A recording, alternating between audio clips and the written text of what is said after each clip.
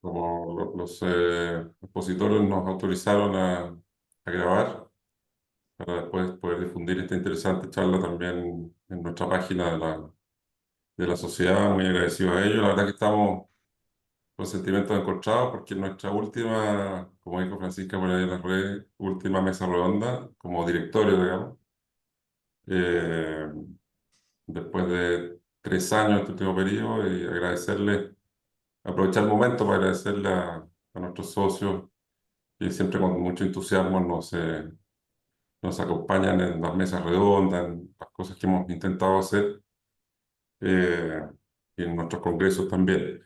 Aprovechar también, esto es como el sacerdote, pero en vez de estar al final de la misa, los avisos los pasa al inicio. Aprovechar de recordarles que tenemos la asamblea anual, donde además se va a proceder con la elección del directorio el 6 de mayo próximo. Ahí han sido notificados, en fin, y esperamos que puedan asistir porque es un acto importante donde además rendimos cuenta de nuestra administración y se elige al directorio. Bueno, pasamos a la mesa redonda de hoy, que básicamente tiene que ver con los proyectos de hidrógeno verde en Latinoamérica. Tenemos tremendos expositores, comenzando por Marcela Díaz Escobar, ella es abogada de la Universidad Central, gerente de Relaciones Institucionales y Asuntos Públicos para Latinoamérica de Acciona y Nordex, que es un consorcio Green Hydrogen. Eh, Luego está también con nosotros Rodrigo Lobos, Roldán, ingeniero civil industrial de la Universidad de Chile, gerente comercial del Consorcio Austral, proyecto Acuario Magallanes para la producción y exportación de amoníaco verde producido desde fuentes renovables, vale decir, totalmente vinculado con la materia que nos convoca. Y desde Argentina tenemos a Felipe Eduardo Zabalza, abogado de la Universidad Católica de Argentina, socio gerente de Limber Big Bang Thinkers, desarrollo y administración de grandes proyectos de infraestructura y energías renovables en Argentina, pero con foco también en Latinoamérica, en litio y en hidrógeno verde. Ya tuvimos a Felipe en nuestro congreso, así que encantado de poder tenerlo una vez más con nosotros y agradecido de los tres expositores por su valioso tiempo en poder compartir su conocimiento, experiencia, en fin, de esta interesantísima materia de hidrógeno verde, que yo diría que en Chile surgió como un tema, un tremendo boom, con mucho interés, eh, digamos, por la complejidad y magnitud de estos tremendos proyectos de hidrógeno verde que combinan además distintas fuentes de energía, temas eólicos, hay temas de puertos, de distribución, bueno, la producción misma de hidrógeno verde, y con todo lo que significa en términos ambientales, probablemente dificultades que pueden haber en temas de calificación ambiental, eh, y también saber si tenemos desafíos normativos en nuestros países, en Chile y en Argentina, que puedan además desafiar su desarrollo, ¿ah? Es una materia, diría yo no soy experto para nada en hidrógeno verde, pero es una materia que al menos uno como abogado sigue con interés también por los modelos contractuales, ¿ah? Que se van a aplicar en estos proyectos. Así que sin más, voy a dejar con ustedes primero a Rodrigo Lobos y agradecerte, Rodrigo, por nuestro tiempo. Cada expositor va a tener 15 minutos en principio para poder plantearnos su ponencia, sus experiencias, en fin, y después vamos a abrir, después de que expongan los tres, vamos a abrir a preguntas de los asistentes. Muchas gracias, Rodrigo, y te cedo la palabra. Bien, se ve la pantalla, ¿no? Sí, Ya, esta la agregué ahora a último momento para poder alinearnos a todo y entender lo mismo cuando hablamos de hidrógeno verde. En esencia, el hidrógeno verde es un vector energético, no es un energético per se. Lo que hace, permite transformar una fuente de energía, en este caso eléctrica renovable, por eso se llama verde, se transforma de un electrón a una molécula.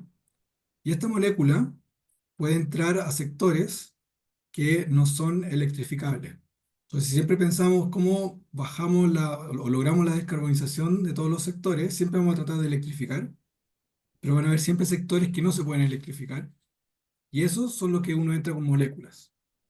Luego, el hidrógeno verde, per se, tiene sus complejidades. A pesar de que por unidad de masa es el que tiene más energía de todos los componentes, digamos, del universo, por unidad de volumen es complejo porque tiende a expandirse mucho. Entonces es muy difícil de manejar y de mover y de almacenar. Entonces, tú lo que haces en ese sentido es transformar ese hidrógeno verde en algo más. Y hoy día a nivel global, la tendencia son dos vectores energéticos principalmente, que es transformar ese hidrógeno verde en amoníaco verde. O sea, lo que hace es tomar el hidrógeno, H2, y lo transformas en NH3, y el nitrógeno lo tomas del aire, tomas el hidrógeno y tienes amoníaco, y al final el amoníaco per se, a 0 grados o a 33 PSI es líquido. Entonces ya se puede manejar y se puede embarcar, se puede transportar por barco a grandes distancias. Y el metanol, que sigue el mismo principio, pero en este caso lo mezclas con el carbono, con, y eso es CO2, ¿ya? Entonces, hoy día los proyectos que se ven a nivel global se están yendo por esas dos líneas.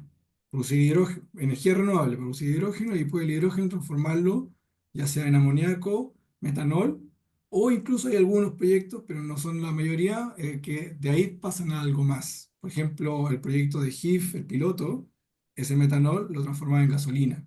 Y esa gasolina tú la puedes cargar en cualquier vehículo y el vehículo funcionaba, ¿ya? Entonces, esta, perdonen que no esté actualizado, pero es el que tenía a mano. En octubre del 23 hablamos de 1.500 proyectos a nivel global, ya donde la mayoría estaban en Europa y después seguía en Latinoamérica.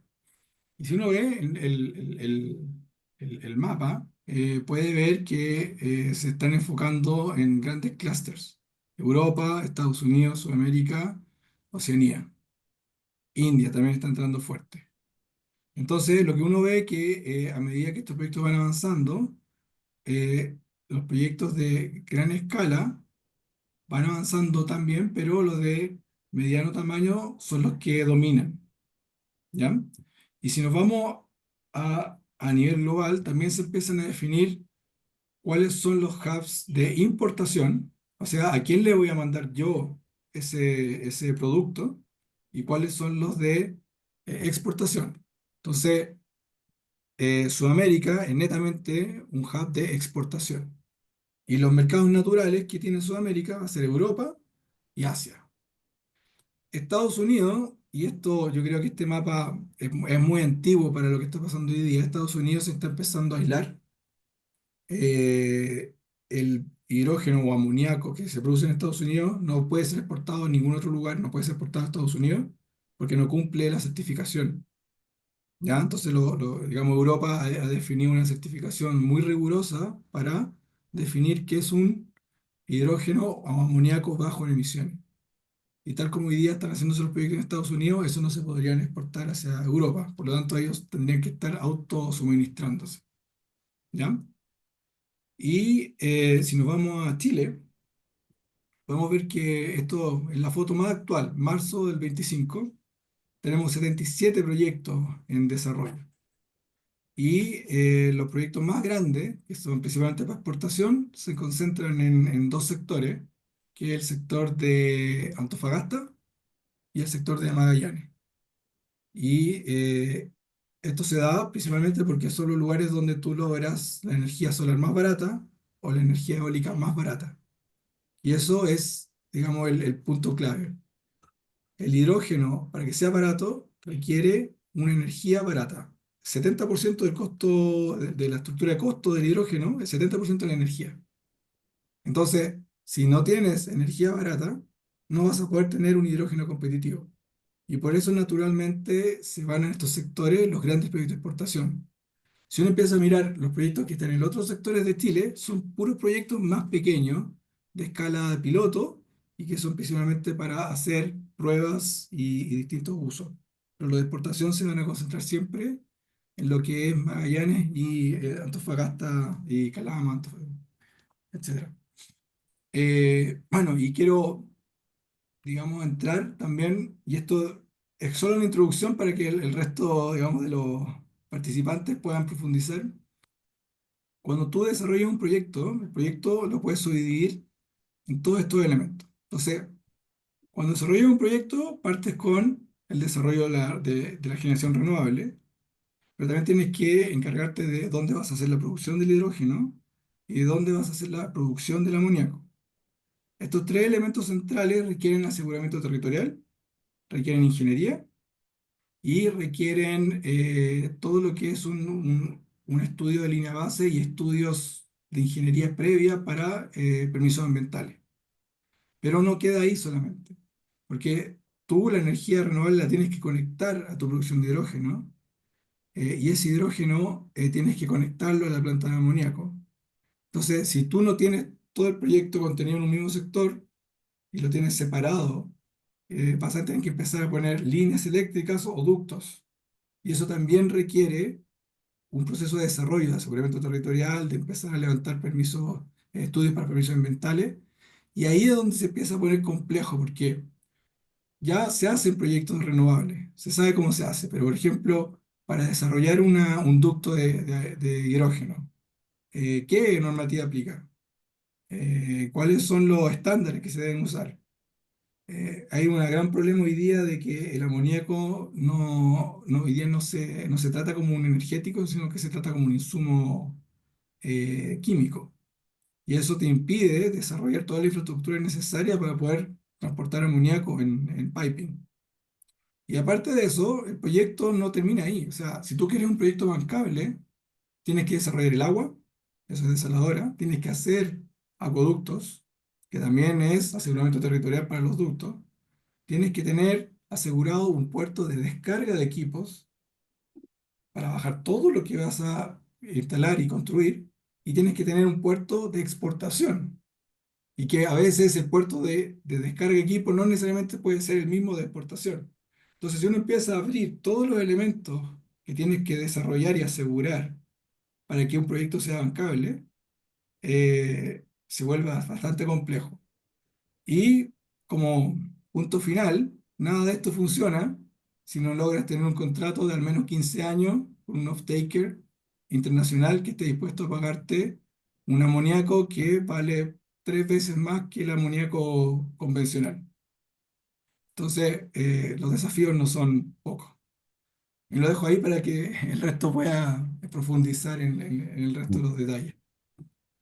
Súper interesante, Rodrigo. Bueno, hartas cosas eventualmente que preguntarte sobre la competitividad de Chile. ¿Estamos bien, estamos mal? En fin, ahí los temas de permisología, si son los mismos que afectan o tú ves algún impedimento adicional. Ahí lo dejamos para la ronda de Perfecto. preguntas. Muchísimas gracias por tu interesantísima presentación, por la visión global que das del negocio, eh, su, digamos, su desafío, el tema de los off-takers, que naturalmente es clave. Así que muchas gracias.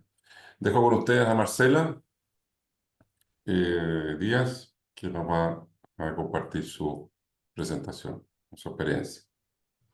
Sí, bueno, eh, eh, comentarles que soy gerente de Relaciones Institucionales y Asuntos Públicos de Acciona Nordex Green Hydrogen. Este es un joint venture que se conformó entre el Grupo Acciona por su experiencia que tiene en infraestructura y en el desarrollo y operación de parques de energía 100% renovable y también en desalación. Y eso continuando, ¿cierto?, con la exposición de Rodrigo. Somos una empresa que integra, yo te diría que el 70% de lo que se requiere para la infraestructura de estos proyectos. Y por otro lado está el grupo Nordex, eh, que es una empresa suministradora de turbinas, pero que también ahora está desarrollando la producción de electrolizadores con 2 proyectos pilotos que tiene en España. Entonces, como grupo, ¿cierto? Estamos avanzando en dar solución a un primer desafío, que es el de los electrolizadores, que ahí, bueno, Rodrigo después puede comentar un poco más, que tiene más expertise técnica. Pero lo que quisiera basar en esta presentación es en el desafío que tenemos para el desarrollo de estos proyectos en la América Latina, porque no es solo en Chile, en lo que es la infraestructura habilitante para estos proyectos. Son proyectos de gran envergadura, como yo estaba comentando hace un rato atrás. Son proyectos que estamos hablando, contemplan un parque eólico de alrededor, que van a tener una potencia nominal de alrededor de 3 gigavatios. Luego tenemos la etapa de la electrólisis, que es de aproximadamente 2 gigavatios. Y lo que se pretende producir, sobre todo aquí en Chile, eh, es, como comentaba Rodrigo, un derivado del hidrógeno que es el amoníaco verde. Y la mayoría de los proyectos que están en la región de Magallanes o en Antofagasta, que son los proyectos grandes, pretenden exportar alrededor de 1 millón de toneladas al año de amoníaco verde. Entonces, para eso se requieren grandes recursos eólicos o de energía. En nuestro caso, que estamos instalados en la región de Magallanes, es el eólico. Se requiere agua de las plantas desaladoras. Y se requiere realizar una conexión de esta infraestructura compleja en cuanto a tuberías, el desarrollo de plantas químicas, etc.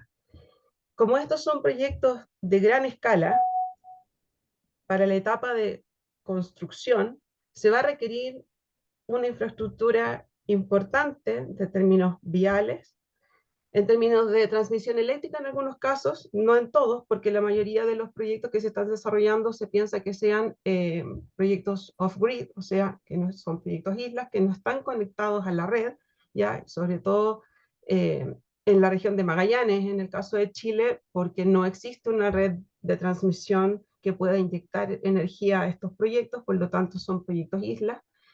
Y en el caso del norte de Antofagasta, también se está pensando en el desarrollo de proyectos islas por la saturación que existe actualmente en las redes de transmisión en esa región. Entonces, enfocándome, ya concentrándome directamente en el panorama que vamos a tener, me quise concentrar en 3 países principales: Chile, Brasil y Argentina, y tratar de darles una pincelada global de todos los retos que se requieren para el desarrollo de esta industria, pero que también se pueden ver como oportunidades para los que trabajamos en la industria de la construcción, ¿verdad? Y en los grandes desafíos que vamos a tener para la construcción de estas obras y también en temas regulatorios. Entonces, ahí quisiera partir con un panorama general, que en el caso de Chile, y efectivamente me quiero concentrar en la región de Magallanes, uno de los desafíos más importantes que tenemos en la infraestructura vial, si bien es la infraestructura vial, si bien hay buena infraestructura y buenos caminos, se requiere una adecuación de estos caminos para que puedan transitar por ellos, ¿cierto?, los grandes componentes que se requieren para los parques eólicos. Me refiero a las turbinas, a las palas, ¿cierto?, a los aerogeneradores. Entonces, ahí en la región de Magallanes se está haciendo un plan que yo diría que es eh, pionero desde este punto de vista, que es con el programa Transforma de Corfo, que ha identificado 5 ejes relevantes para el desarrollo de la industria. Uno de estos es la infraestructura habilitante y el ordenamiento territorial, porque también se va a requerir realizar una serie de adecuaciones a los planes reguladores comunales. Se hizo un estudio de desarrollo logístico en la región, porque la verdad es que el problema que tenemos ahí en Magallanes es que los puertos, no hay suficientes puertos para poder recibir la cantidad de equipos principales que van a llegar para el desarrollo de estos proyectos. Estamos hablando, como les decía, de proyectos que van a tener alrededor de 400 aerogeneradores. Y también porque se va a requerir infraestructura en la etapa de construcción. Estamos hablando que podríamos tener un pic de 3.000 trabajadores por proyecto. Nosotros vemos actualmente en la región de Magallanes hay 21 proyectos, pero los proyectos que van ya más en serie y que tienen fechas de ingreso de los estudios de impacto ambiental, tenemos HNH, Eólica Faro del Sur, está Total, que va a ingresar ahora, y bueno, somos los que estamos en la Asociación de Hidrógeno Verde Magallanes, como Acciona Nordex, Consorcio Austral, que está Rodrigo aquí presente. Para eso se va a necesitar más infraestructura en hospitales, se van a requerir escuelas, se van a requerir ampliaciones en el aeropuerto, Entonces, toda esa planificación actualmente en la región de Magallanes está en discusión y existe un plan estratégico para ello. Se está replicando lo mismo para Antofagasta, pero Antofagasta tiene una realidad totalmente diferente a la de Magallanes porque es una región que está más industrializada. Bueno, tenemos los retos de la transmisión eléctrica, ya lo comentamos, en Antofagasta, ¿cierto? Están las líneas de transmisión saturadas, se está construyendo, ¿cierto?, la línea Quimal-Laguirre y sabemos que esa línea ya no va a ser suficiente, por lo tanto se va a requerir la construcción de otra línea adicional y los plazos que esto demora, pueden demorar de entre 10 a 15 años la construcción de una línea de transmisión. Y es por eso que la solución que se está viendo también en el norte es que estos proyectos sean off-grid y poder aprovechar esos recursos que se están vertiendo actualmente en la región de Antofagasta, y en Magallanes, como no hay líneas de transmisión, porque es un sistema aparte en temas de transmisión de energía, todos los proyectos van a ser off-grid. Como les comentaba, la infraestructura portuaria. En Magallanes actualmente hay 3 puertos en los que se está invirtiendo por parte del gobierno regional para poder ampliarlos y adaptarlos a esta industria, pero esos 3 puertos no son suficientes. Ya se va a requerir mayor infraestructura portuaria y en general cada proyecto está desarrollando su propia solución para puertos de importación y para los puertos de exportación de, del amoníaco que se quiere exportar principalmente. También tenemos otro desafío, que es la desalación. Si bien Magallanes está en una región que es bastante austral, hay escasez de recursos hídricos y por lo tanto para poder construir y para poder producir este derivado de hidrógeno se requiere la construcción de plantas desaladoras. En este caso se ha hecho un esfuerzo importante por varias empresas de poder tener infraestructura compartida en el caso de la desalación, pero dado que todos los proyectos están en etapas distintas, eso ha sido muy difícil de desarrollar y por lo tanto cada proyecto está contemplando su propia planta desaladora, sin perjuicio de que algunos proyectos que estamos en más o menos en misma etapa estamos discutiendo para ver si podemos llegar a una solución de tener una planta desaladora compartida. Y aquí voy a avanzar hacia Argentina, hacia el país vecino donde nosotros también estamos desarrollando algunos proyectos, específicamente en la Patagonia, por los vientos, ¿cierto? El recurso eólico en la Patagonia de Argentina es bastante relevante, muy similar al que tenemos en la región de Magallanes. Y ahí también está el desafío de poder fortalecer las rutas patagónicas para que puedan soportar el tráfico pesado y sobredimensionado, porque además estos proyectos están principalmente ubicados en zonas remotas. Entonces hay un desafío importante ahí por parte de la República de Argentina de poder eh, dar una solución y fortalecer o robustecer las rutas viales. También hay un tema en lo que se refiere a la transmisión eléctrica.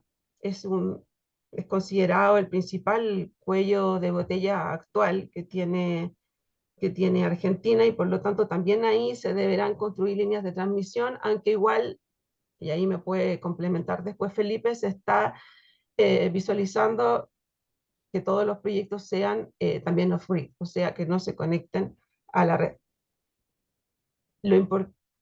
¿Cuál es la relevancia de esto de que un proyecto esté conectado a la red o no esté conectado a la red? Los proyectos off-grid encarecen el valor final del producto, ¿ya? En cambio, si estás conectado a la red, y lo que hablaba Rodrigo inicialmente, como el 70% del producto es el costo de la energía, eso lo que hace es que hace que el producto sea más barato finalmente. En cambio, como tenemos que hacer grandes inversiones en grandes parques eólicos, el producto final aumenta en su precio. Bueno, también en Argentina está la infraestructura portuaria, que yo diría que es bastante más potente o robusta que la que tenemos nosotros en la región de Magallanes, pero sin embargo igual hay que hacer ciertas adaptaciones. Está la necesidad de que se renueven significativamente varios puertos existentes. Actualmente hay varios estudios que ha hecho específicamente la GIZ, en donde ha identificado alrededor de 9 puertos que son importantes, donde se podría habilitar esta industria con la importación de estos equipos principales y también para la exportación con estas multiboyas, pero se requiere una inversión importante también para poder avanzar en ese sentido. Y en el agua también tenemos el mismo desafío, ¿verdad? El agua y la desalación. Sin perjuicio de que existen recursos hídricos, esta industria no puede generar un estrés hídrico local, se podría llegar a ese impacto, pero es algo que todavía se está estudiando, y para ello también se van a requerir la construcción de plantas desaladoras. Y finalmente, para el caso de Brasil es bien interesante porque ellos tienen una infraestructura vial y la estrategia de Brasil se apoya en la red de carreteras federales y estatales que ya existen para conectar las zonas de generación del interior del nordeste de Brasil, donde se van a concentrar principalmente estos proyectos, con hubs portuarios costeros. Entonces, aquí sí ha existido una gestión bien eficiente del Departamento Nacional de Infraestructura de Transporte de Brasil para poder regular el transporte de cargas especiales que se van a requerir para la importación de estos equipos principales. Y en el área de transmisión eléctrica, esta es otra ventaja que tiene Brasil, la verdad, con respecto a Chile y Argentina. En Brasil, los proyectos, sobre todo en el nordeste, como la energía o la generación es, diría que en un 90% renovable, los proyectos se pueden conectar directamente a la red, ¿ya? Sin embargo, igual se van a requerir más leyes de transmisión, o sea, más redes de transmisión, más líneas de transmisión, y por lo tanto se contempla como backup construir estos proyectos, pero también con sus propios parques de generación, pero van a ser inversiones más pequeñas y por lo tanto eso lo que hace es que reduce el costo de manera competitiva en la exportación de estos derivados del hidrógeno verde, que puede ser, nosotros estamos viendo principalmente la producción de amoníaco y de metanol, ¿ya? En la infraestructura portuaria, ellos tienen un modelo bastante distinto. El modelo predominante de la infraestructura portuaria es el desarrollo de hubs industriales. Entonces, se están haciendo grandes complejos portuarios, como el de Pecém y el de Suape en Pernambuco. Y lo que se busca aquí es atraer que las plantas de generación o las plantas de producción de estos derivados del hidrógeno se ubiquen cerca de estas zonas portuarias. Y eso también es una ventaja desde el punto de vista de los impactos que puede provocar los proyectos en su desarrollo y en su producción y operación, porque tenemos concentradas las zonas industriales en un solo sector, lo que no ocurre, por ejemplo, en Chile. Se está intentando realizar, hay un proyecto piloto para desarrollar un hub industrial para esta industria en Mejillones o en Antofagasta, pero dado que ya hay una gran cantidad de diversas industrias allí instaladas, es un desafío importante. En Magallanes estamos tratando de hacer lo mismo, pero nos ha costado y lo estamos tratando de hacer al alero de la infraestructura habilitante que ya tiene ENAP para poder desarrollar estos proyectos. Y finalmente, en Brasil también va a ser necesario construir plantas desaladoras para poder producir este vector energético que queremos exportar. Entonces, yo cerrando mi exposición, lo que quisiera decir es que la buena noticia es que por lo menos acá en Chile tenemos una buena planificación estratégica. Ya hay una planificación que está desde el 2023 al 2030, pero el desafío más importante es poder contar con los recursos suficientes que permitan desarrollar la industria, la infraestructura habilitante para que esté ya a disposición cuando los proyectos empiecen su etapa de construcción, y eso sería, estamos pensando que sería alrededor del año 2030-2031. Entre el 2030 y el 2032 debería estar el PIC si los proyectos, ¿cierto?, tienen su resolución de calificación ambiental aprobada, y es que esperamos sea entre el 2028 y el 2029. Entonces tenemos otros desafíos que los podríamos plantear tal vez en otras mesas. Hay desafíos técnicos, hay desafíos financieros también en adelante, y obviamente tenemos que desarrollar la regulación en temas, como mencionaba Rodrigo anteriormente, cómo se va a regular la exportación del amoníaco, la regulación de los temas de seguridad que se va a requerir para el desarrollo de esta industria, etcétera. Entonces aquí yo los quiero invitar a ustedes a que con su conocimiento y experiencia en el derecho de la construcción nos ayuden a poder navegar esta complejidad para poder facilitar el desarrollo de esta industria y poder tener el futuro energético que se está construyendo hoy día para la descarbonización de industrias tan relevantes que son, sobre todo en el transporte marítima. También estamos viendo la descarbonización de la aviación, ¿cierto? Queremos producir SAF, existen varios proyectos con esa idea en el futuro, y a que poder contribuir a que activamente a que esta industria se pueda desarrollar en el futuro. Muchas gracias, Marcela. Muy, muy interesante por tu visión sudamericana, además, con todas sus fortalezas, debilidades. Después quizás podemos comentar en la fase de preguntas, eh, no sé, modelos contractuales que está viendo la industria, los EPC, full EPC o multicontract, cómo se hacen, o BOP, ¿no es cierto?, cómo se hacen en la industria de la energía, o eventualmente pensar en concesiones, ya no solamente de la infraestructura habilitante, sino que a lo mejor contratos BOOT para suministro de energía, para suministro de agua, en fin, quizás ir, o sea, ver si la industria está un poco adelantada la pregunta con el timeline que tú nos pusiste, pero eventualmente ir haciendo una división de riesgo para permitir que esa infraestructura eventualmente se vaya financiando por distintos actores, ¿ah? No solamente por el titular del proyecto como todo. Muchísimas gracias. Los dejo ahora finalmente con Felipe Eduardo Zabalza, que está desde Buenos Aires y nos va a hacer su presentación. Muchas gracias, Felipe. Gracias, Víctor. Buenas tardes a todos. Primera cuestión es plantear que el hidrógeno verde tiene que ser una oportunidad y un desafío para los miembros de la SCL. Y ahí les planteo el primer punto de que acá en definitiva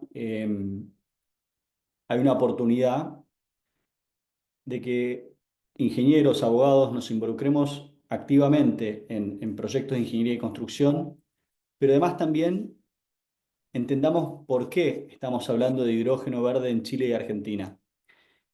Y es porque simplemente tenemos un recurso excepcional, pero que nos presenta oportunidades y muchos desafíos de los que hablaban Rodrigo y Marcela. Tenemos mucho por pensar. Creo que esta es la foto que nos tiene que ilustrar desde el punto de partida que salimos. Esto es la Patagonia Argentina, otras superficies de las que cuentan en Chile, pero mismas oportunidades y desafíos. Hay una tremenda falta de recursos locales y un desaprovechamiento de lo que hoy en día tenemos. Ustedes en Chile tienen el problema de la permisología. En Argentina tenemos el problema geopolítico argentino. Bueno, quizás incluso pensar en sinergias entre ambos países, proyectos multiusuario y multipaís. Es una pregunta, es una posibilidad. Vamos a lo concreto. ¿Oportunidades para quiénes? Empresas de desarrollo de proyectos. En Argentina hay 14 proyectos desarrollados por 9 empresas desarrolladoras de proyectos. Empresas de R&D, muchas empresas trabajando en temas de tecnología, Acciona Nordex liderando también un poco la beta. Empresas de ingeniería, empresas de construcción, clientes nuestros o empresas en donde participamos activamente. Empresas de infraestructura y operación portuaria, como decía Marcela, ventaja que tenemos en Argentina, que tenemos 4 puertos patagónicos con muy buena conectividad, siendo uno de los más importantes el puerto de Punta Quilla en la provincia de Santa Cruz, operativo los 365 días del año, un puerto de aguas profundas excepcional, pero también oportunidades para los propietarios y las comunidades locales. Y ahí es donde también tenemos que hacer foco en lo que considero que es el asset que abogados e ingenieros que tengamos experiencia en desarrollo de proyectos de ingeniería y construcción, tenemos que entender de que frente a los mismos problemas, buscamos las mismas soluciones, es un signo de locura. Bueno, no seamos parte de la locura regional de que todos los proyectos son iguales. sin cuestionar a desarrolladores de proyecto, uno mira un proyecto aquí, allá o allá, y son todo lo mismo, son grandes fábricas de hacer chorizos, todos iguales. Bueno, el desafío como empresas de ingeniería, como empresas constructoras, es justamente lo que decía Marcela. ¿Se puede plantas multiusuario, multipropósito? ¿Se puede pensar alguna otra solución de desarrollo de infraestructura habilitante para las comunidades locales, que tenga beneficio para las comunidades locales? ¿Se puede pensar en una planta de hidrógeno y tener un desarrollo de captura de gases para suministrar oxígeno a las comunidades patagónicas a un precio subsidiado? Un montón de cosas que se pueden hacer, pero que requieren un distinto nivel de involucramiento de ingenieros y abogados que estemos en los proyectos. Etapas a grandes rasgos de lo que es un proyecto de hidrógeno y dónde tenemos que estar nosotros agregando valor. Desde el master plan, porque abogados e ingenieros somos parte de definir la estrategia, tenemos que ayudar en el desarrollo de la prefactibilidad de los proyectos. Los 14 proyectos hoy en Argentina están en etapa de prefactibilidad, pero también ayudar a desarrollar alternativas de escenarios. Hoy en día todos los proyectos de Argentina son off-grid. No se contempla el uso del hidrógeno para consumo local. ¿Por qué? Nosotros tenemos Vaca Muerta, un gran vector energético que está todavía por ser explorado en su total magnitud. Pero ¿por qué no pensar la relocalización de industrias que puedan bajar los costos? Pensemos que gran parte del costo es la conversión del hidrógeno en el amoníaco, y después tengo el despacho del amoníaco, muy probablemente con una monoboya o una infraestructura portuaria que incluso lo hace más caro, pero tengo que mandar a Europa o Asia, que son los principales centros de off-taker de consumo, y eso va a generar un extra costo. Bueno, desde nuestra experiencia en desarrollo de grandes proyectos, nuestro involucramiento en empresas de ingeniería y construcción, pensar alternativas de cómo relocalizamos centros industriales o polos logísticos cerca de donde estén los proyectos. Después, en la etapa de desarrollo del proyecto, obviamente desde el punto de vista contractual, estudios de factibilidad, ingenierías conceptuales, estudios económicos y financieros. Sin off-taker, sin financiamiento, no hay proyecto. Entonces, la gran mayoría de los proyectos Chile, Argentina, a menos que tengan un inversor institucional, llegan hasta el ready to build, es decir, todo lo necesario de permisología, de aprobaciones sociales y ambientales, para después lanzar el desarrollo de un pre-FEED, de una ingeniería conceptual o una ingeniería de FEED, y después recién una ingeniería constructiva. Ahora, ahí es donde también abogados e ingenieros tenemos que dar un switch de que si seguimos haciendo lo mismo vamos a llegar al mismo problema. Temas de ingeniería, contratos de ingeniería, asesoramiento en temas de seguridad e higiene, cotización. Pasamos a la etapa de procurement. Hoy la ventana de producción, el slot de producción es muy grande. O sea, hoy si queremos salir al mercado con turbinas de 7 megas y tenemos una waiting list importante. Bueno, ahí tener un partner estratégico como Acciona Nordex o cualquier otra empresa y va a ser un asset. Bueno, pero ahí también los ingenieros y abogados podemos ayudar a generar un consorcio de desarrollo. No pensemos en islas, digamos, el esquema contractual habitual de un desarrollador que vende un proyecto, que viene alguien y lo invierte, lo desarrolla y después busca un off-taker. Acá hay que partir un poco la cabeza y empezar a pensar de qué forma distinta hacemos los proyectos. Un consorcio desarrollador de proyectos donde tengo un tecnólogo, tengo un desarrollador y, ¿por qué no?, los propietarios como partners. Hoy en día nos faltan las licencias sociales y ambientales, las aprobaciones. ¿Y por qué no probar de que los propietarios sean socios del proyecto y sean ellos los responsables de desarrollar proyectos que nos permitan lograr una aceptación social y ambiental mucho más rápida? Bueno, desafíos de ejecución de grandes proyectos, no entro en ese detalle. Todos los que están aquí formando parte de la SSL tienen experiencia. Quiero dedicarme 2 minutos a hablar de lo que es un modelo típico de negocio de un proyecto de hidrógeno verde. Vamos a tener una fuente de energía renovable y una planta industrial de producción de hidrógeno y un segmento de off-taker. Ahora, puedo tener un SPV, un vehículo para todo lo que es la generación renovable, sin ir más lejos, un gran parque eólico. Esa empresa puede tener un PPA, un vínculo bien sólido, bien simple, tampoco tenemos que inventar la pólvora, con la empresa que produce el hidrógeno, que lo convierte en amoníaco y que lo despacha. Y después directamente el contrato con el off-taker. Después les comparto la filmina de un estudio extranjero bastante interesante. Pero, ¿y por qué no? Acá lo que planteaba Marcela, plantas multiusuario. El 70% del costo de un proyecto, como decía Rodrigo, es el parque eólico. Pero el otro 30%, bueno, innovemos. Podemos tener empresas que generen acá la energía renovable y después acá que todo este segmento de la producción del hidrógeno, convertirlo en amoníaco o en SAF, lo que se decida como vector energético, ¿por qué no plantas multiusuario y multipropósito? Puedo tener una planta que esté suministrando una cerera como Stegra en Europa, y sí, lo puedo tener. Y después parte de la producción para despacho a un off-taker extranjero. Bueno, ahí está un poco el juego de balances y contrapesos de cómo lo hacemos distinto para no caer en los mismos problemas. Para los ingenieros, caer un poco más al terreno, ¿de qué hablamos cuando hablamos de un proyecto de hidrógeno verde? En cantidades. Ingenierías conceptuales de 1000 a 3000 horas. Nos va a llevar 3 meses como básico. Una ingeniería básica de 8000, básico, con lo cual estamos de 5 a 9 meses.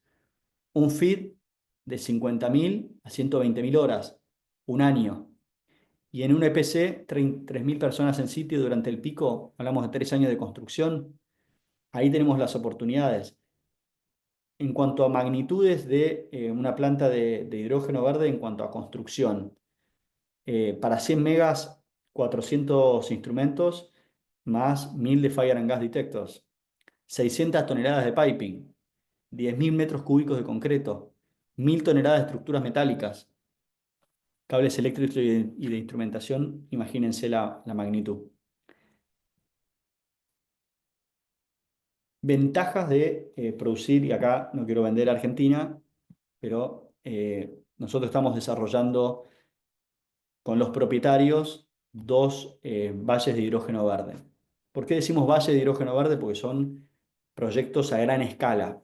No son proyectos en etapa piloto, no son proyectos de 1 o 2 gigas, son proyectos de arriba de 6 gigas. ¿Y cuáles son las ventajas de producir en Argentina? Similar recurso eólico, un factor de capacidad muy bueno como en Chile, 60-65%. Pero lo más importante es que no tenemos hoy en día el problema, aclaro, hoy en día, no tenemos el problema de la permisología. Tenemos tiempos de aprobación mucho más rápidos de los que en Latinoamérica e incluso a nivel mundial se logran. Podemos llegar a tener un RTB, un Ready to Build, en 2-3 años en un proyecto giga escala. Y después tenemos una economía focalizada en la exportación, mucho de oil and gas, pero también en petroquímica en la provincia de Buenos Aires. Tenemos muy buenas compañías multinacionales trabajando en Argentina con experiencia en ejecutar grandes desafíos de ingeniería y construcción. Ahora, un poco lo que comentaba yo en el congreso espectacular que compartimos en noviembre del año pasado, aprendamos de generar sinergias regionales. Chile tiene una tremenda experiencia en planta de desalinización con la industria minera. Argentina no lo tiene. Argentina tiene 7 plantas desalinizadoras, una de ellas en la Patagonia y funcionando mal. No tenemos plantas desalinizadoras de la tremenda envergadura que ustedes tienen. Esa experiencia, esas empresas de ingeniería y construcción que tuvieron éxito construyendo eso, van a ser naturalmente los más aptos para desarrollar y aprovechar lo que me gusta llamar el negocio del agua. Y no es un negocio del agua solo por la minería, es el negocio del agua de aprovechar el recurso abundante que tenemos para reconvertir la matriz productiva de la Patagonia. El agua no solo es para hidrógeno, puede ser para un montón de otras actividades productivas, pero ahí está la externalidad de que un proyecto de estos de giga escala logra cambiar la matriz productiva de una provincia si somos creativos. Abro el juego a preguntas, siéntanse libres a compartir inquietudes y vamos intercambiando. Muchas gracias. Nos dejaste convencidos de ir a invertir en Argentina, ahora que nosotros prestamos Traigan servicio. si vienen a invertir, traigan la experiencia chilena, que algo nos falta. No, muy bien, no, fantástico. Y el tema de los esfuerzos internacionales, bueno, tiene que ver mucho también con las SCL, que somos vecinas. En el caso tuyo, Felipe, tú eres director y secretario general de la SCL en Argentina. Hemos coincidido en muchos casos y, digamos, el Congreso, en fin, te agradecemos además haber participado en nuestro Congreso Internacional en noviembre en la Universidad de Los Andes. Así que muchas gracias. Abrimos a través de, si pueden ir pidiendo la palabra, quienes quieran intervenir o comentar de las presentaciones que hemos escuchado. Hablar algo. Hola a todos, muchas gracias a los tres expositores por venir. ¿Saben qué? No sé quién me lo va a contestar, quizás los chilenos, porque me llamó la atención lo de la permisología que comentó Felipe, que dijo que en Argentina iba de 2 a 3 años obtener permiso. Y acá, por lo que tengo yo entendido, corrígeme si me equivoco, estamos entre 9 y 12 años para obtener permiso, obtener todos los permisos de un proyecto. ¿Esto tiene relación netamente en Chile por un problema de burocracia o porque acá en Chile se están pidiendo excesivos permisos y certificados y exageraciones, muchas? No sé cuál, no sé si me quiere contestar. Marce, ¿quieres responder tú o le doy yo? O a los dos. Dale tú y te complementa. Así que, Ya, ya, 9, 12 años yo creo que no creo que sea tanto. O sea, si nos demoramos eso para los proyectos de hidrógeno, mejor no hacemos nada porque no llegamos. Yo, usualmente cuando se arma una Gantt para este tipo de proyecto, eh, optimista es por lo menos 2 años. Pesimista puede ser el doble de eso, ¿no? 4 años. Si ya supera 4 años, no tienes ningún inversionista que vaya a invertir en ese proyecto porque ya se te fue la ventana para poder llegar al mercado.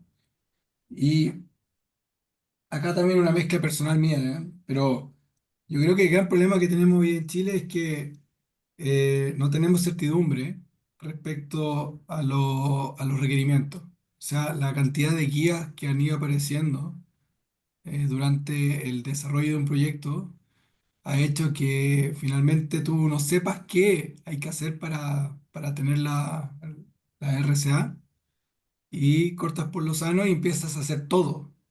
Y ahí haces que un presupuesto ambiental pueda subir en un 30 un 40%. Y eso arriesga de que el proyecto empiece a ser menos competitivo y que al final ya no valga la pena hacerlo. Lo otro es que uno va viendo y aprendiendo de las experiencias de los otros proyectos, por ejemplo, Magallanes. Entonces tuvimos la experiencia de Faro del Sur. Entonces, ¿qué hizo HNH? HNH vio lo que hizo Faro del Sur y dijimos, ya, nosotros lo vamos a hacer mejor que Faro del Sur y lo vamos a presentar. Lo presentan, ¿cuántos fueron? 300 consultas. Con eso se hace un Ixara gigante para poder, digamos, mejorar. Y cada vez la vara va quedando más alta, pero no porque la ley o los reglamentos lo dicen, sino porque comparativamente, como las autoridades están aprobando los proyectos, van subiendo cada vez más la vara, pero sin ninguna eh, reglamentación que tú puedas realmente ver y decir, esto es lo que tengo que hacer y se va a cumplir. Entonces, la incertidumbre es lo que mata la inversión. Ese es el gran problema. Interesante. Marcela, no, complementar, realmente plenamente de acuerdo con lo que dice Rodrigo, porque además hemos trabajado juntos en algunos de estos proyectos. Y, y lo fundamental acá es la gran cantidad de guías que está sacando el SEA. Yo encuentro yo creo que la intención es buena, ¿verdad? Como tener un estándar elevado para el desarrollo de los proyectos, pero está siendo cada vez tan elevado que, como decía Rodrigo, está aumentando mucho los costos de desarrollo. Por otro lado, tenemos el tema de los terrenos. El arriendo de los terrenos acá en Chile, en comparación con otros países, es bastante más alta. Entonces eso genera que tenemos un producto final para vender que es más caro en términos comparativos con Argentina o con Brasil, ¿ya? Em, y es cierto también que aquí se están pidiendo ciertos, por parte del SEA, que se apliquen ciertas tecnologías para la evaluación, por ejemplo, del estudio de aves, que nosotros con la experiencia que ya tenemos como grupo hemos visto que no son las más idóneas, pero son caras, ¿ya? Entonces eso también te va aumentando el costo del desarrollo de los proyectos. Y en el caso de los permisos, sí que se está haciendo un análisis por parte de las empresas de todos los permisos que se requieren para ingresar, y hemos visto que hay algunos que realmente son totalmente innecesarios porque no tienen ninguna, carecen de eficacia actualmente y están obsoletos y que deberían realmente desaparecer. Otro desafío grande que yo creo que es importante plantear acá en Chile para poder avanzar con el desarrollo de estos proyectos es que se pueda calificar estos proyectos como estratégicos y que ojalá tengan un estudio de permiso un poco más simplificado, ¿ya? Y eso llevándolo también, por ejemplo, a la línea de transmisión Quimalo Aguirre, donde tienes 4.900 permisos que están tramitando actualmente y que están duplicados porque son permisos locales, ¿cierto? Por cada comuna se tiene que pedir el mismo permiso. En el caso de HNH, las preguntas cuando se entró a la consulta fueron 900. Entonces, el riesgo de retraso es la gran cantidad de consultas que están ingresando por parte de algunas organizaciones ambientales, pero además porque la regulación de los proyectos de ley que están actualmente en discusión, y bueno, por suerte a alguno de ellos ahora se le quitó la urgencia, es que abrían además el foro de discusión, ¿cierto? Y entonces van implementando, por ejemplo, ahora con la nueva guía que sacó el SEA sobre las consultas que pueden hacer las municipalidades durante la etapa de evaluación de los proyectos, lo vemos bastante peligroso. Entonces, pareciera que la autoridad no confía en la regulación que está sacando actualmente o no confía en la calidad técnica de sus recursos propios, y eso está impactando directamente a la industria. Pero creemos, como dice Rodrigo, que esto no podría demorar más de 4 años, porque de verdad, si esto demora más de 4 años, no podríamos realizar este proyecto o este negocio aquí en Chile. Muchas gracias, Rodrigo Marcela. Muy interesante. ¿Alguien más que quiera preguntar, comentar? Hago un agregado, sin hablar de Chile, obviamente, pues sería un insulto. En muchos países lo que termina ocurriendo a veces es que se piden más requisitos de los que pide el Banco Internacional o la entidad de- de crédito internacional. Y en mi experiencia en grandes proyectos, el que vela por el cumplimiento de los mejores estándares de ESG es justamente el Banco Internacional. Entonces quizás es plantear la solución desde otro punto de vista. El que mejor sabe controlar es el Banco Internacional. Me ha pasado en un proyecto que de 2.500 millones de dólares, un financiamiento de 500 millones de dólares, el que más nos exigía era justamente el Banco Internacional y nos elevó la vara, pero lo pudimos hacer. Si seguimos elevando la vara pensando que con desarrollo normativo cada uno puede inventar algo, y lo único que estamos haciendo es que la inversión no se haga en ese lugar. Perfecto.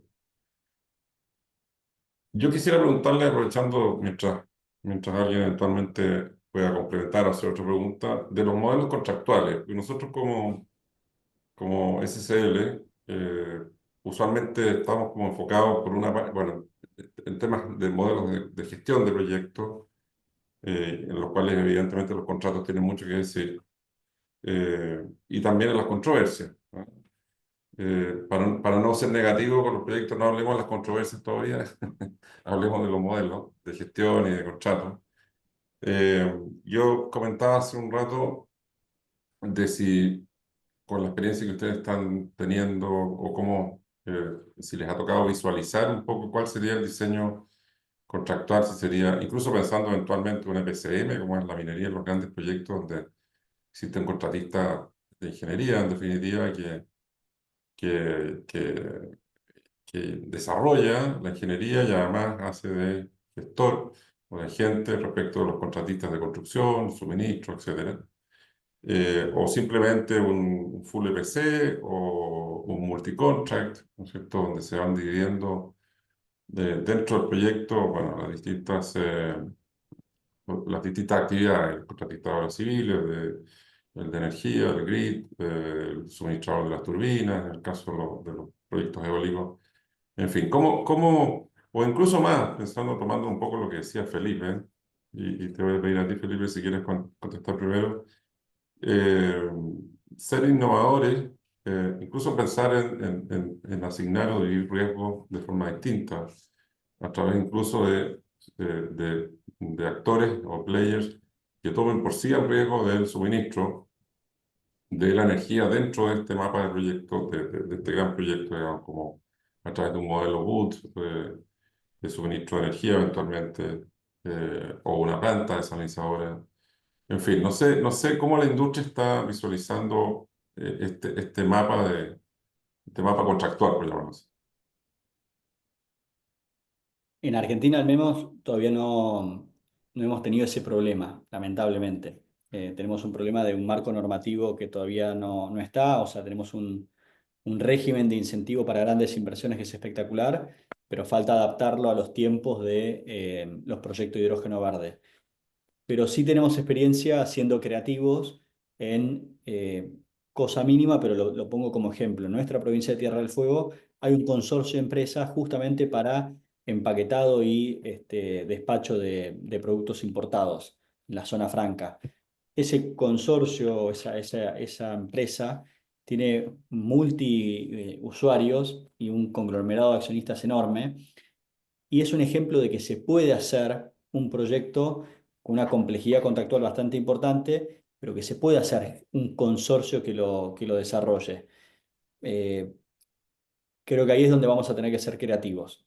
Si vamos solo a un EPC y en Argentina tenemos dos empresas que lo van a poder hacer únicamente, eh, creo que hay que ir a otros esquemas más virtuosos, porque si no, no va a haber competencia. Perfecto. Marcela, no sé si quieres comentarnos tú como abogada, Sí, sin perjuicio nosotros, que Rodrigo quiera complementar también. nosotros también quisiéramos estar en el mismo dilema, ¿cierto, Felipe? Y creo que vamos a estar en eso en unos 3 años más, pero lo que estamos pensando actualmente es el multicontracting. ¿Por qué? Porque la verdad es que otro de los grandes desafíos que tenemos en el desarrollo de la industria van a ser precisamente los proveedores y empresas constructoras especializadas que nos puedan prestar esos servicios, sobre todo en zonas extremas, como por ejemplo Tierra del Fuego y Magallanes. Entonces, sí hay un tema ahí donde estamos trabajando en conjunto con otras asociaciones gremiales, por ejemplo la Cámara Chilena de la Construcción, para poder ir identificando cuáles son las necesidades que vamos a tener con la industria. También estamos viendo un tema de encadenamiento de proveedores, sobre todo en la región de Magallanes, para que ellos se puedan ir especializando o viendo si pueden eh, generar cierta inversión para que puedan desempeñarse en la industria, porque, por ejemplo, si tenemos a Total, o sea, perdón, el proyecto de HNH y Eólica Faro del Sur, construyéndose al mismo tiempo, realmente creo que las empresas constructoras que están en la región o que puedan venir incluso desde Chile no van a ser suficientes. Y también vemos que va a haber una escasez muy importante de capital humano. Estamos hablando de técnicos básicos, soldadores, eléctricos, etcétera, para la etapa de construcción. Entonces, yo te diría que es otro desafío y ahí es donde tenemos, como dice Felipe, que ponernos ingeniosos para ver cómo los proveedores pueden prestarnos esos servicios en la etapa de construcción en esta industria. Perfecto. No sé si Rodrigo quieres comentar algo. Sí, es como comentar un poco de... Yo antes de trabajar en Consorcio Austral estaba en Enel, desarrollando por parte de Enel el proyecto Faro del Sur.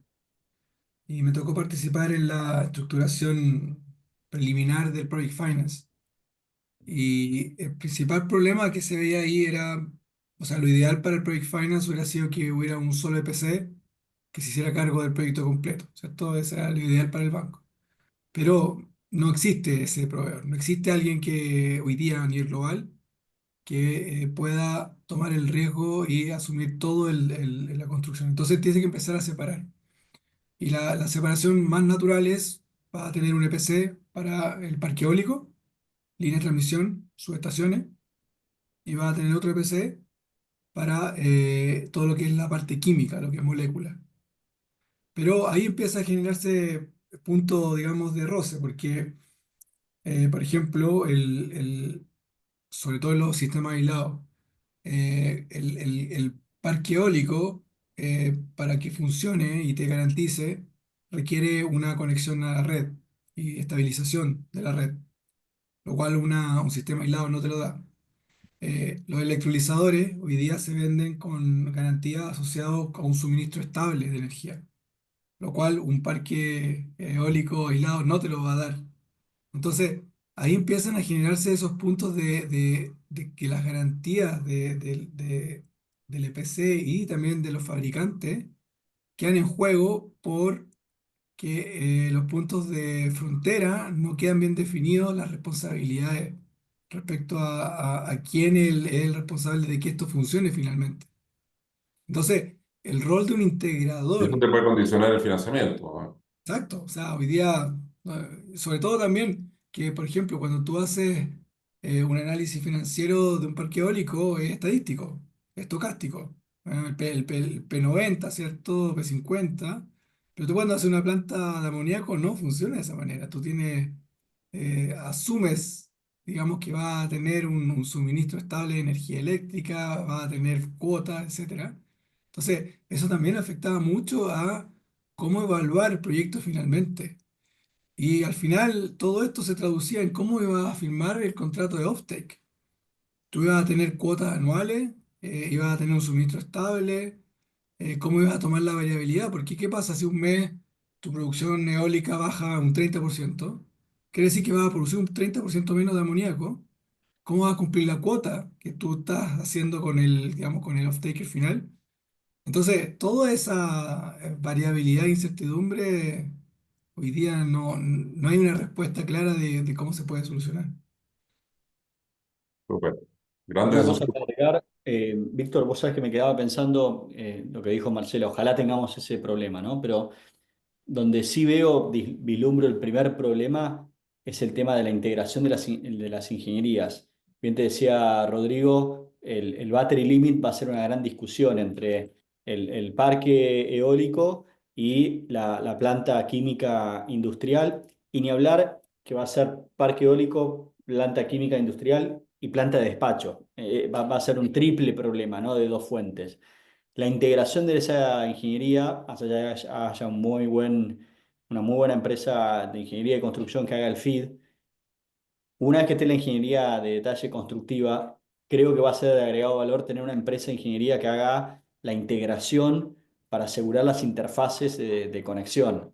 Y ahí Ya. contractualmente va a haber que probar un mecanismo virtuoso, digamos, el famoso mecanismo donde te adjudico la obra, pero en los primeros 3 meses de desarrollo de tu ingeniería de detalle constructiva, me tenés que informar las deficiencias o defectos en la ingeniería para que yo la pueda resolver. Va a haber que tener un mecanismo virtuoso en los primeros 6 meses para detectar los problemas de interfaces o de ingeniería defectuosa. Por eso yo les planteaba en mi ignorancia, pero que quizás la figura del EPCM podría ser interesante, porque de alguna manera tenemos este gran contratista de ingeniería. Tratamos de ver eso. De hecho, habían dos empresas, Vestas, por ejemplo, está desarrollando un modelo de negocio P2X que le llamaban, que ellos lo que querían hacer era hacer un full EPC M, ¿cierto? Con turbinas y electrolizadores. Y ellos finalmente te daban una solución de producción de hidrógeno, no eólico.